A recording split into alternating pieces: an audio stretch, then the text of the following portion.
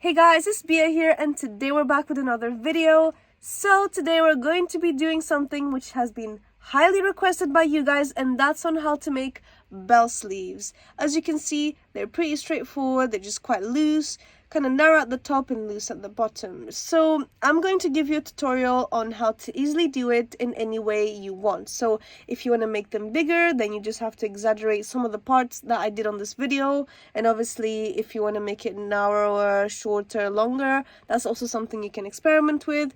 But I'm going to give you all the advice and everything you need in this video to be able to make any bell sleeve that you want from this point onwards. And before we start, please don't forget to give us a like, share, subscribe, and don't forget to leave a comment down below on what you want me to do next, or if there's any questions you might have from the tutorial or from any other videos that I might have made in the past. So yeah, let's get started.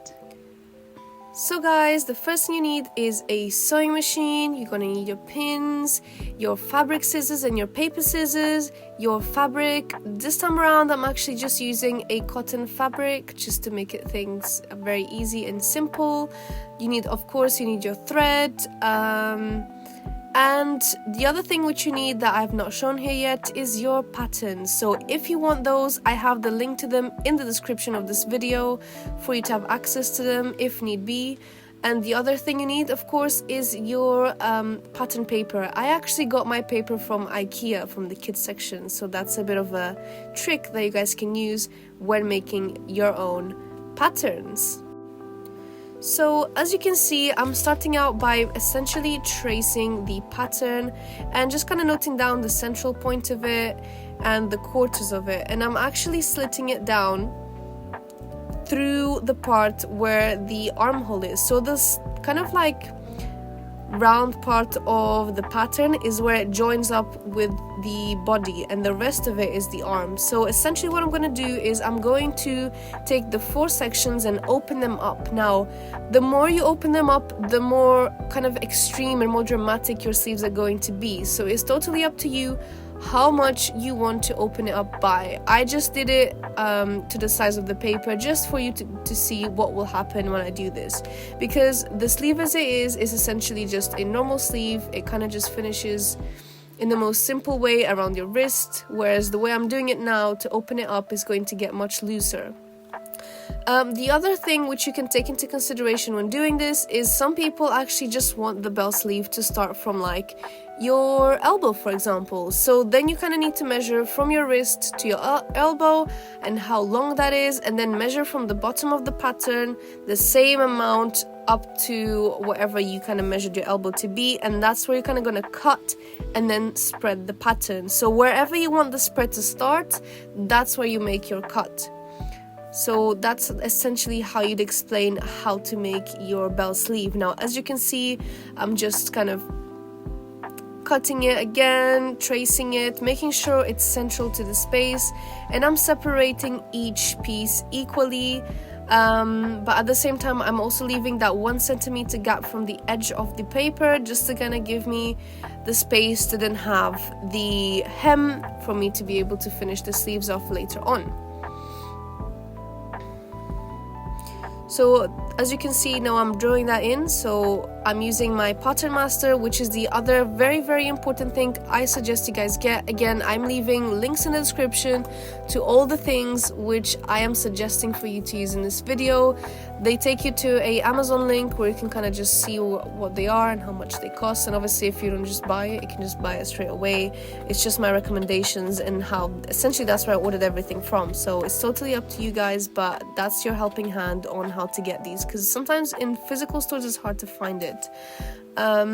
So yeah, as I'm kind of just going along, please remember to always leave that 1 centimeter hemline. Make sure that you note down where the kind of notch are going to be on the sleeve. So at the top where it's kind of round, there should be a line with 1 dot and then the other one with 2 dots. One that indicates whether it's the front or the back of the pattern, and that's going to help you later on when you're trying to match the sleeve to the bodice. So as you can see, I'm taking the pattern now, I've cut it out, I'm happy with it, and I'm just going to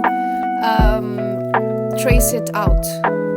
So in order to do this, I'm actually going to be using this blue tailor's chalk in order to trace it down. The reason why we use this kind of tailor's chalk is to essentially make sure that if you're making a garment, you can then later on just wash it away, rather than using anything like a pen or a marker, which can bleed into the fabric and ruin it potentially later on when you're finalizing and you are kind of sewing everything together. So this is just an easy way to make sure you see everything that you're doing, making sure that all the patterns are aligned, and ensuring that you are cutting the right thing without having anything damaged. So after tracing it, I'm just cutting it out, and then because for this video I'm not actually going to be amending the bodice at all, I'm just going to trace them exactly as they are, and then I'm going to join them up to the sleeve. As you can see, I've cut them out, I've got them ready, I have the front and the back exactly as they are, and I'm going to get them all put together. It's very simple, guys. And also, by the way, I really apologize, I did not iron them very well. That's the other thing which is very, very important you do when you do these kind of things, especially for fabrics that kind of are very flimsy, is to make sure everything is well ironed so that you don't sew things wrong, because that's going to lead to very easy mistakes. Now, as you can see, I'm just starting out by joining the bodices, making sure that's all done and ready, so that I can then put on the sleeve. Essentially, just join it on the sides and join it on the shoulders.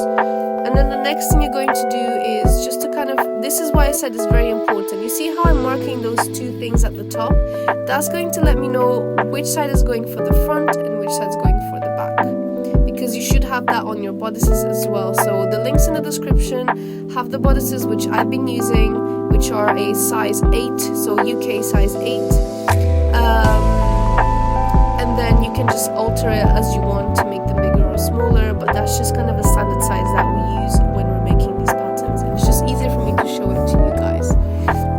So after kind of sewing the side of the sleeve together, I'm just going to basically pin it on to the bodices that have been sewn together, starting from the armpit area all the way to the shoulder, and then sewing them all together, just kind of going all the way around.